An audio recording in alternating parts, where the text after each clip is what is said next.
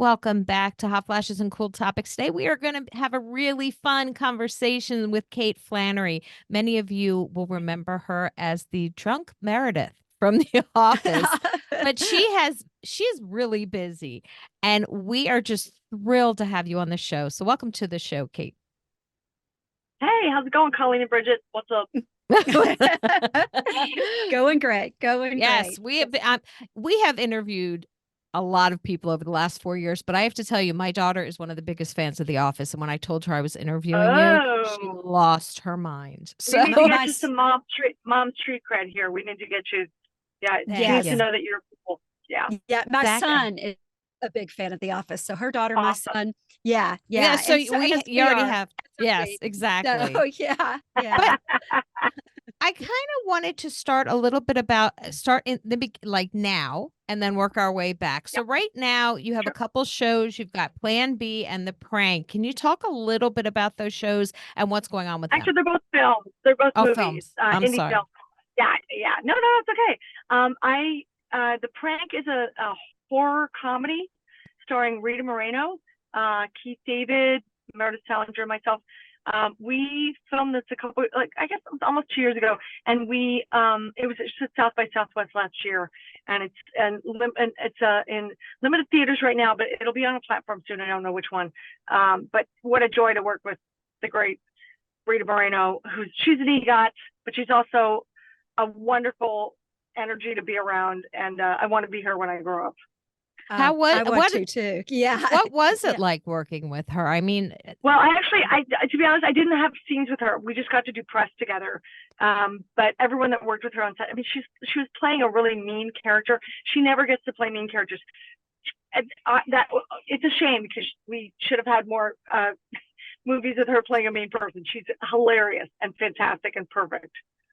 Yeah, I guess the premise, she's a mean teacher. Is that right? Yeah, she's a physics teacher. Yeah, And yeah, you yeah. And then I are, have another. yeah. Are you a Anyway, and I cafeteria have worker? another.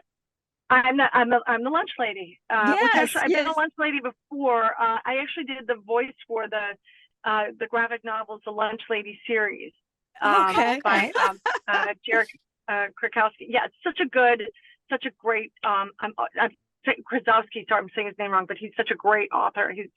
He has a book called Hey Kiddo. If you have any like teens or like tweens, they should be all reading these books. Lunch Lady is so fun. She's like a superhero. It's fun, unlike in The Prank where she's not so super.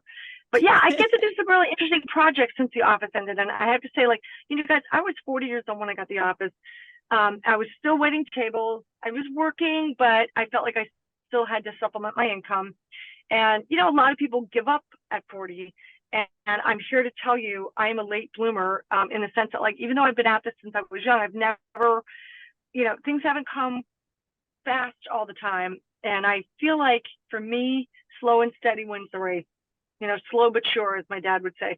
It's just like, I think there's something to be said for having a lot of experience, still having an open heart, going after your dreams, but not being bitter when they don't happen quickly.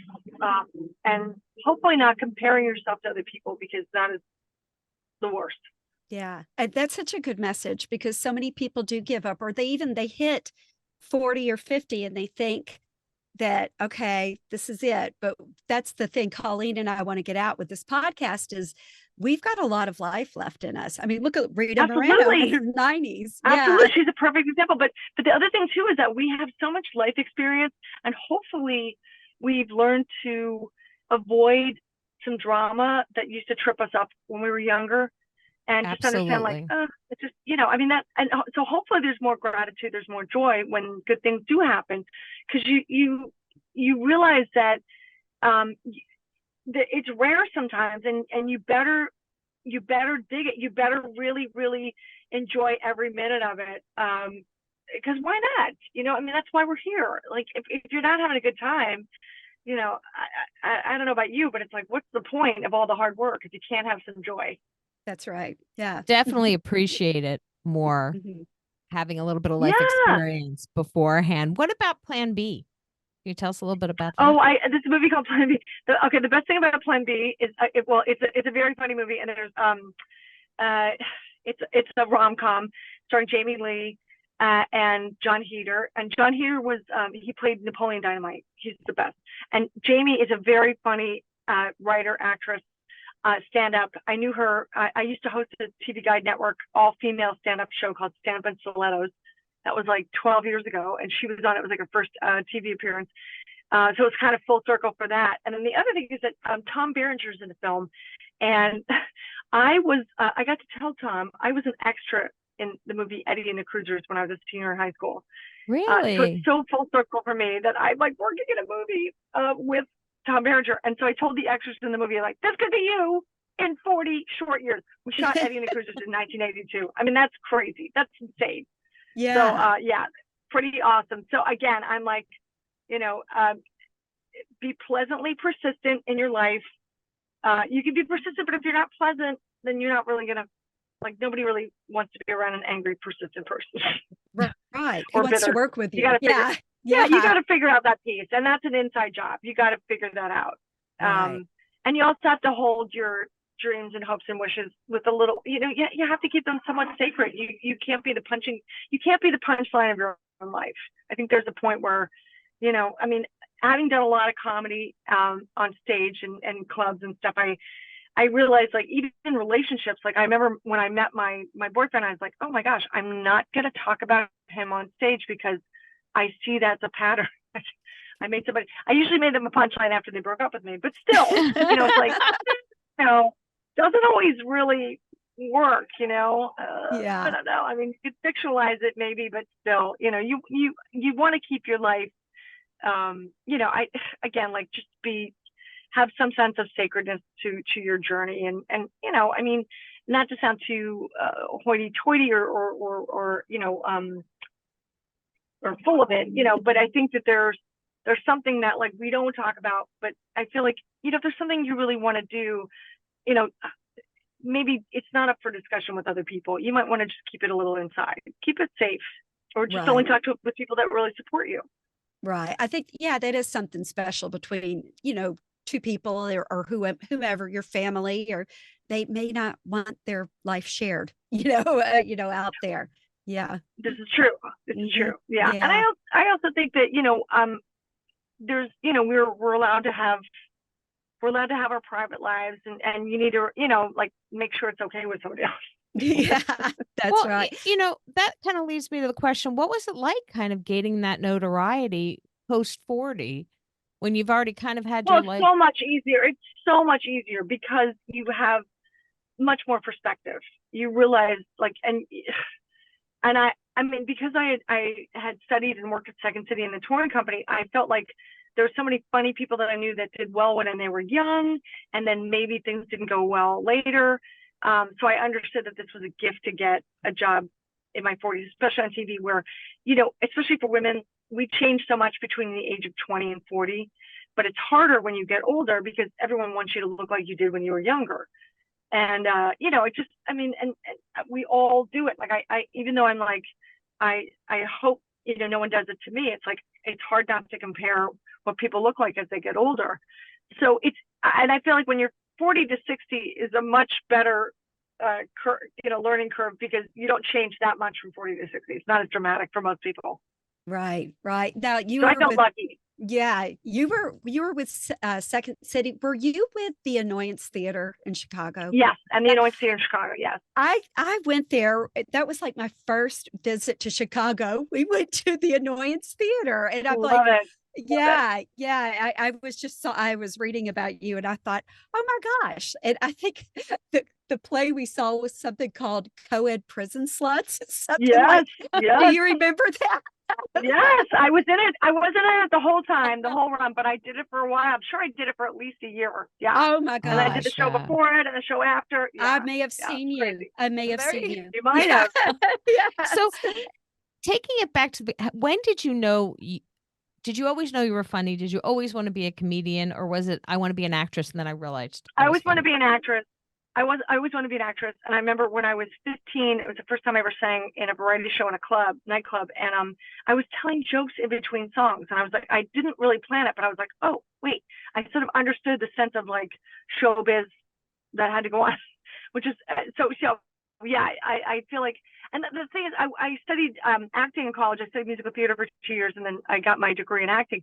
But I think that something about comedy as a fan spoke to me much more. But I think as an actor, when you're on stage and you don't get a laugh, you got to fix that moment. Like, it's a great roadmap, and it's much easier, I think, to understand where you're going,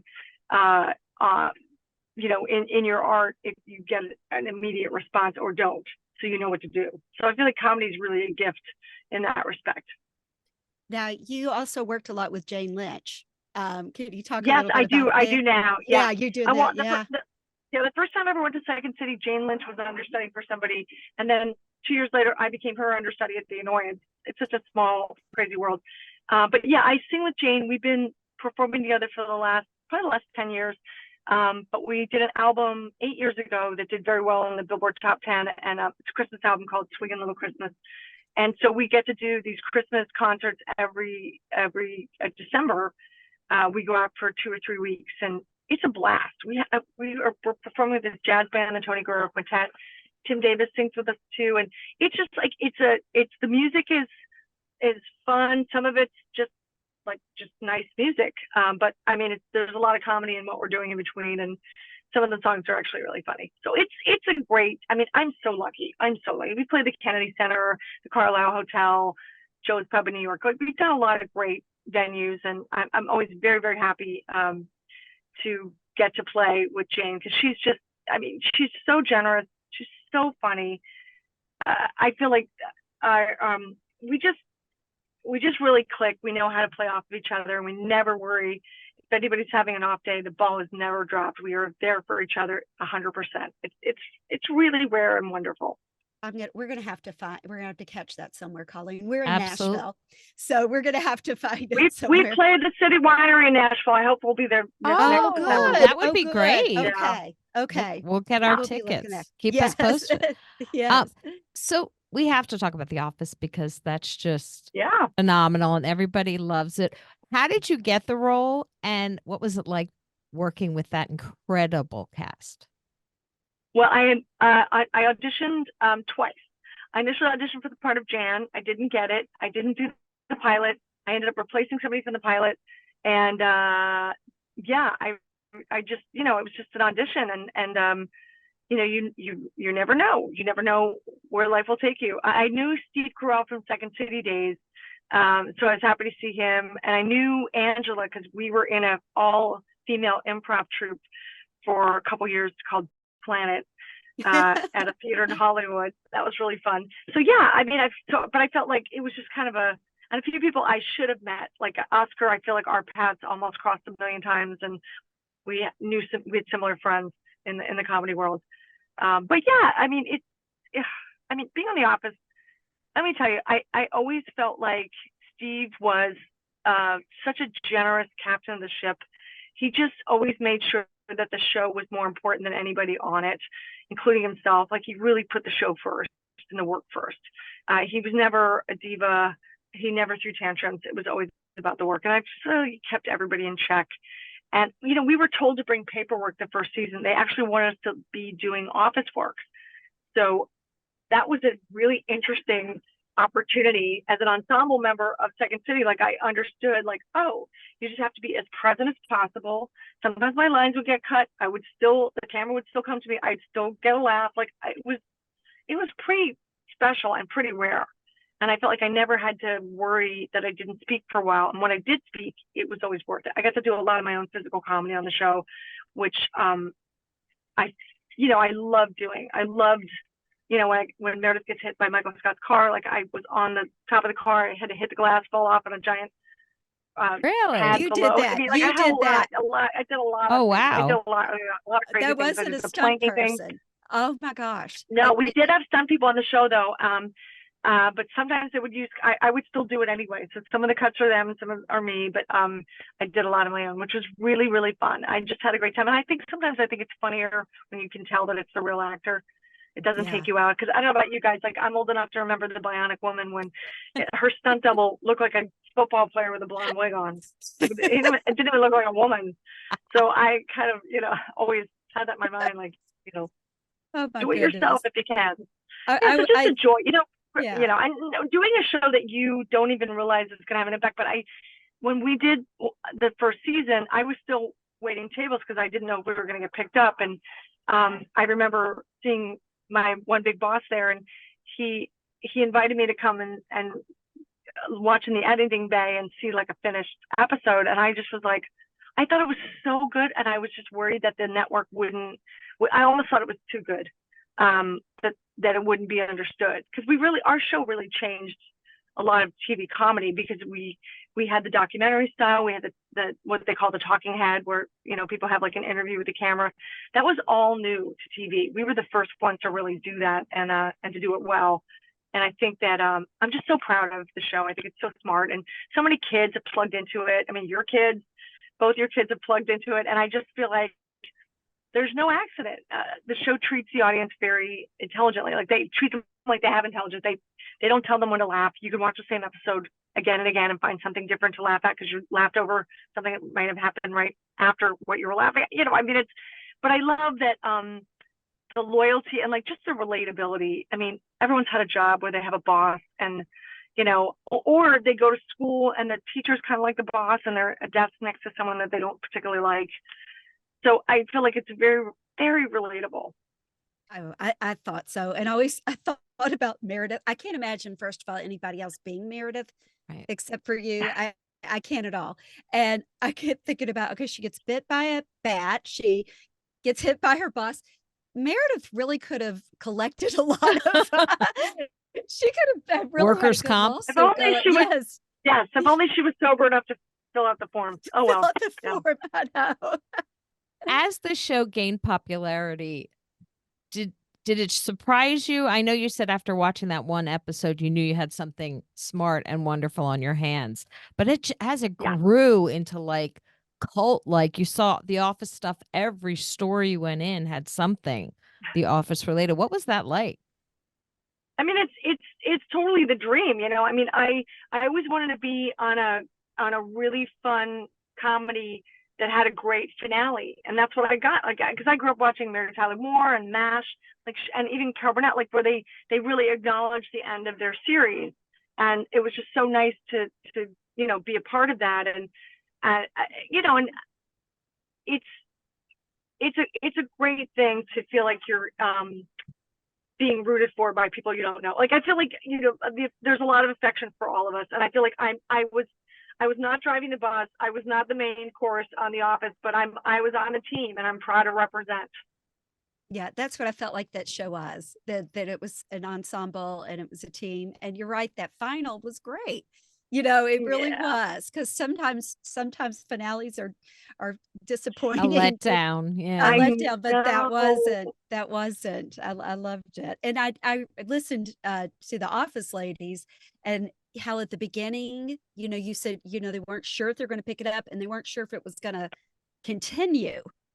And Yeah. yeah, like you didn't have like a permanent like place that you're is set is Right. so that Right. yeah, I mean but that is amazing though, that I think, like you said in the beginning, that you just kept persevering, and look what this did. Look at the door. Everybody knows who everybody from The Office.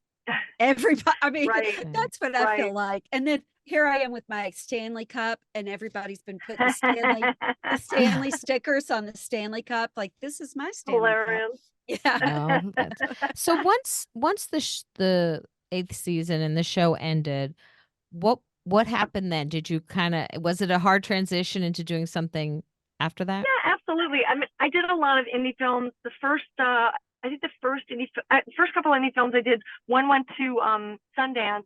So I got to do a lot of festivals, and then there was another one at like the Toronto Film Festival, and then the Tribeca Film. I had a couple films in the Tribeca Film Festival. So I mostly did indie films. I've done like over a dozen, and or a couple dozen, I should say. And some guest star stuff. I was recurring on American Housewife as Nancy, the crossing guard. And then I got into a cartoon on Cartoon Network called OKKO, where I played KO's mom for 3 years, and I recurred on Steven Universe as Barb, the letter carrier, Sadie's mom. So yeah, and then I played Harper's mom on Wizards of Waverly Place. So yeah, I've had some fun stuff, and then getting to do live stuff as well. I feel like and I was also doing my comedy act, The Lampshade, which we did for, oh my God, we did it every week for the first 5 years, like even while I was doing The Office. It's like a dying lounge act. We used to do a comedy clubs and open for a lot of big acts at big comedy festivals. So yeah, it was, I mean, I've been really, really lucky. I get to do a lot of different things. And, I actually, and 4 years ago, I got to do Dancing with the Stars, which at that was 55, my next I was question. like, I don't even think I could do this. I don't know if I can do this. I'm so old. I hadn't danced since I was in my 20s. And I'll be honest with you, I got the call. My sister Nancy had passed away from breast cancer, and I got the call literally driving back from the funeral to my dad's, and I was like, I can't do this. I can't even move. I don't even know how to put one foot in front of the other. I was just like in grief, and I just, a few weeks later, I was like, I think I'm doing this, and there was like just kind of enough time to get me on board, and it was such a gift. And it's just so interesting because my sister Nancy, I remember when we were, she was brave enough to talk about like, what kind of funeral she wanted and all that stuff. And those conversations that are so hard to have. But yet, like, I'm so honored we got to have them. She said she wanted a dance party. So I feel like I gave her a dance party, like it's sort of, or she gave me a dance party, really is really what happened. That's really what happened. She gave it to me.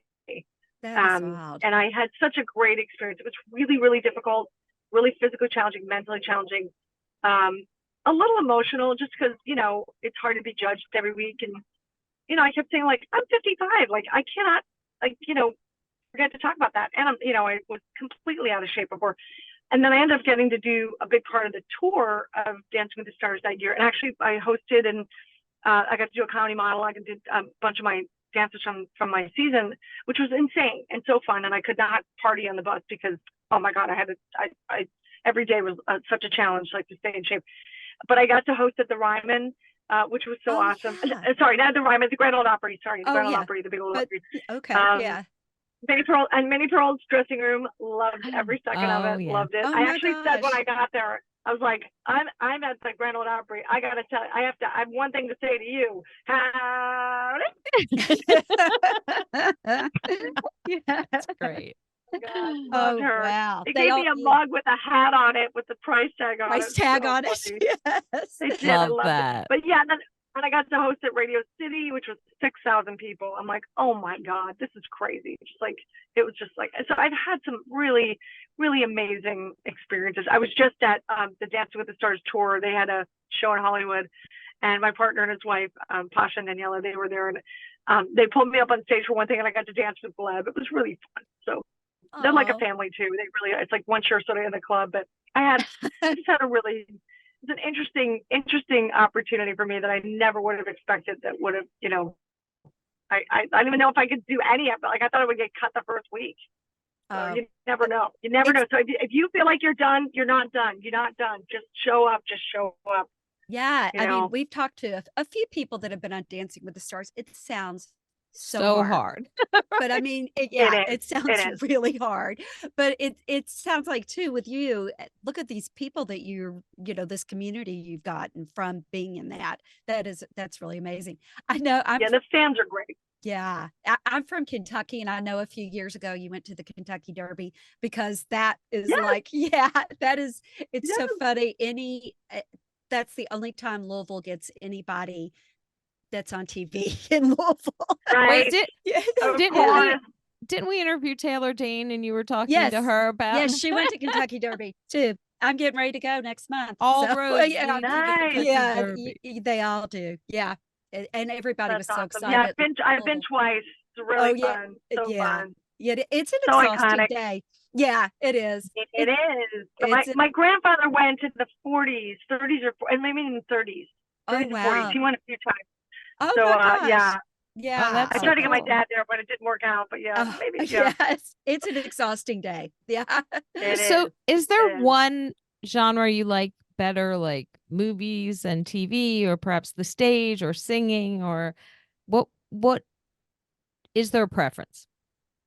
There's really not. I mean, I always feel like I kind of always feel like whatever I'm doing at the moment is like the best thing. But I mean, 9 years on The Office is hard to beat. I've worked on a bunch of TV shows like Brooklyn Nine-Nine and New Girl, and I mean, I've been on a bunch of stuff. But I feel like there's something about that particular job that is, I feel like it really was the best of times. I mean, that's a classic too. I mean, it's going to go down as Yeah, one to of the be a best. part of that is special. Yeah, It really is. really is. We always like and to know that it was as cool off screen as on screen. Like we all were a family, and we all see each other a lot because it's some fan events that we attend from time to time, and it's the fans are great, and so we do get to keep in touch, which is nice. That is nice. Well, we like to ask women of our age range about their experiences with menopause. So if you don't mind sharing your personal experience, what was it like? Well, it actually kind of started during Dancing with the Stars. So it was great to be really physical because that's a rare thing. But I've had a year before that I had frozen shoulder, and I was like, what is this? What is this? And I'm told that is related to menopause. Yes. And then I got it again during pandemic. I got the other arm during pandemic, and I was like, oh my God. But I luckily had a physical therapy, and that really, really helped. And also understanding that it had a beginning, middle, and an end. And if I just kept doing the exercises, don't give up, don't give up, don't give up, don't give up. I've also, I have this doctor that I go to that I have these non-prescription yam. It's like a yam supplement. I think it's like standard processes anyway. And so I've taken, that's really helped as well. And another thing called prolamide iodine. So I've taken a few things over the counter that have been really, really helpful. I mean, they definitely, the night sweats kind of hit me when the pandemic started. And I was so nervous because when I would wake up hot, I thought, oh my God, I've got COVID. I'm hot. I've got a fever. So I had a thermometer with me, like literally next to me all the time because I was so worried that it was COVID. Such a crazy time. But I feel like, I'm one of 7 kids, and there's 6 women in my family, 6 girls and 1 boy. And luckily I had sisters to talk to. I talked to my mom a little bit about it before she passed, my mom's sister, my Aunt Ann. And, everybody has like a slightly different age thing when it kicks in. So it's just because you're someone's daughter does not mean you're going to get the same schedule as them. I mean, it just doesn't work like that. Or sister, like it's everybody gets their own. So, but I will say the diet thing is tough because I feel like sugar in any form just makes you put on weight. It just does. And also soy flour, which you think you're like, oh, I'll have soy. Particularly soy flour is like that causes more night sweats than anything. Like that's not. Once I stopped, I was eating something that had it in it, and it was like some sort of snack. I'm like, and once I stopped, I was like, oh my God, I feel so much better. So there's so much information that we don't have, we don't share. It's not available. I don't know. I mean, if I was in charge, I'd be making commercials about this stuff all the time. Just like the more you know, right? Right. Come on. And why can't we share? Yeah, it's so hard to even get Stupid. one commercial out there. Vioza.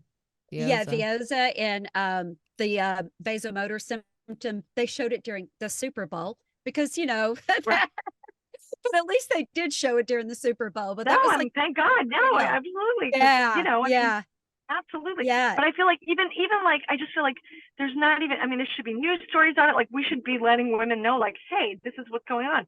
There's none of it, And I don't know about you, but like, see, like, women's magazines, they don't even talk about it. Like I feel like every women's magazine, every women's publication of any kind should just have like hey, this is what to expect, or this is like the QR code. Go there and get some information. Right. Nothing. Well, it's like what to expect when you're expecting. It should be what to expect when you have menopause. Menopause, and yeah. it's slowly changing, but the narrative, it's slow. It's definitely you have to hunt for it. You really have to dig because it wasn't. I never could find a lot of information until Colleen and I started this podcast. and we have to Mm. research and we have to dig. Talk to And the there's people experts. Yeah. out there, but it's not readily available. You have to dig for it. No. And then women feel, or not women, but people, they don't like to put it out there because they feel like they're going to catch it. Like it's a disease or Right. Oh, something. right. No, totally. Or some women don't want to admit that, like, that they're older. Right. Right. I'm like, Yeah. okay, well, you can still look good and go through this. It Yes. doesn't mean, I mean, and also, like, at a certain point, I mean, whatever. I just, Yeah. there's a vanity factor that I'm just like, give it up. It's vanity and sanity. Let's just get real. I It love is. that. Vanity and Vanity sanity. I and love it. sanity. I Yes. love that. It is. Come It on. is. It Yeah, it's is. just a bummer. Yeah. It's a Yeah. bummer. Yeah. Yeah. And we Mhm. get so much And it's like, information from our girlfriends. It's like if you could just sit down yep, and with a glass of wine or a cup of coffee and talk to 5 other girlfriends who have been through it, you're going to learn yep, more than at your doctor's yep, appointment. Right. absolutely, Mhm. absolutely. And And doctors, yeah, doctors don't know at all. Like I always said, my first no, line of defense was my OBGYN, and they don't, we're finding out they're trained maybe 8 hours on menopause In med school. Yeah. in med school, 8 hours of 4 years of med school residency, internship, and 8 hours. So that's changing. There is the Menopause Society. it's glacial changes. You're right. Oh, You're right. You're right. bummer. So what are you Yeah, looking but forward? it's, Go ahead. No, go ahead. Mhm. you know, No, I was going to ask you what you're looking forward to now. Like what's next on the horizon? there's a couple things I can't talk about. But can't do it. This summer I have a bunch of fan events. The last 2 years I've been doing a bunch of minor league fan events at minor league baseball games across the country, and it's so fun. And I love baseball, and I'm literally throwing out the first pitch and taking pictures with people for a couple hours. And yes, I'm kind of bowling in the sky. I'm not the best pitcher. I did play softball, but I'm not. I mean, it's also like it's pretty far to go from the mound to the catch. It's not close. But I've learned a few tricks. But so yeah, that's something I'm doing this summer. And so look, if you see like an office night or like whatever, like I'm probably there. At the Nashville Sounds. But yeah, we'll have to look. Yeah, the Nashville Sounds. We'll have to maybe. find Yeah, out. not Yes. sure I don't know if I'm there this year, but we'll see. Yeah. But yeah. I'm trying to think of I have another film coming out called Bolts in the Blue, which is it's a movie I did in Alaska, and it's God, that was such a trippy process. So yeah, we'll see. Well, yeah, and I'm sure some other stuff is gonna pop up. Like, and I have done a bunch of game shows and stuff I can't talk about yet, but you'll see. You'll see. Don't worry. Well, we'll have to have you back on at that point to talk about when you can talk about what are, and I wanted to ask you about the game shows. Like, how competitive are other celebrities really? Because I know you've done several of them. Yeah, there's some that are like, whoa, they're not messing around. Like, but I mean, in general, it's really fun. And what I love about game shows is that they pop up everywhere. And when I'm home visiting my family in Philadelphia, and I'll run into a friend of mine from grade school, they're like, "Oh my gosh, what you doing?" Like it's just a great way to connect with the world and with my world, I should say. And I'm I feel very lucky to get to be a part of people's time during their day. It's just like it's a privilege. It really, really is. No matter how light the content is, it's fantastic. Well, it's nice that you just sound so grateful for all of the opportunities. And like you said, I think it comes also with age that we are just more grateful for the big and the small.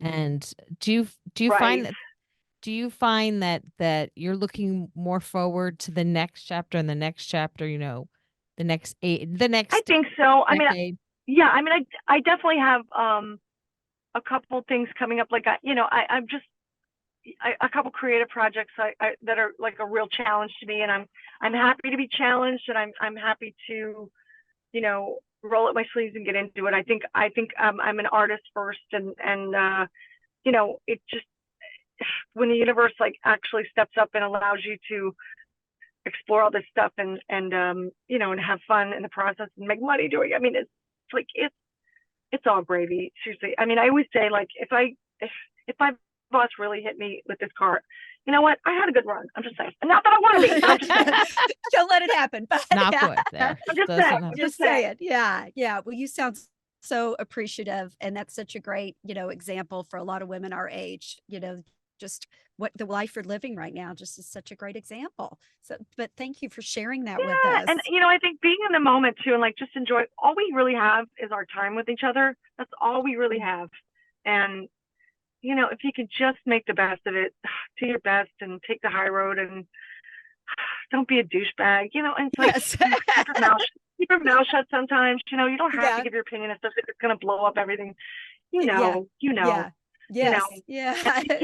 If you can't be kind, then just be gone. Leave the room. Right. Yes. It's true. And it's much easier to be aware of that when we're past the age of 40 than in our 20s and 30s. I think so. Yes. I think so. I mean, I feel like also as you get older, if you're crazy, you got to work on your crazy because you get crazier. Really, Just I think the another crazy level. gets really loud.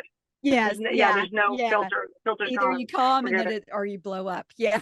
So, Thank you I think so much. you're on one road or the other. That's it. yes. Exactly. Thank you so much for coming on the show. This was such a fun conversation. This was so fun. And Thank please you. come back anytime to talk about your secret projects. We would love to hear more. Sounds good. And maybe I'll even get out of the car next time. I'm sorry, you guys know. You know what? She's We not make driving. it work. She's not driving. Yes. I'm just on cruise control. Just cruise That's control. right. No, I'm never on cruise control. Never. Trust me, never. I always have to drive. I'm a bad passenger. I have to drive. Yeah. Thank you so much. Thank you. Have a you. good day. Bye. Thank you guys. Thanks. Bye. Bye.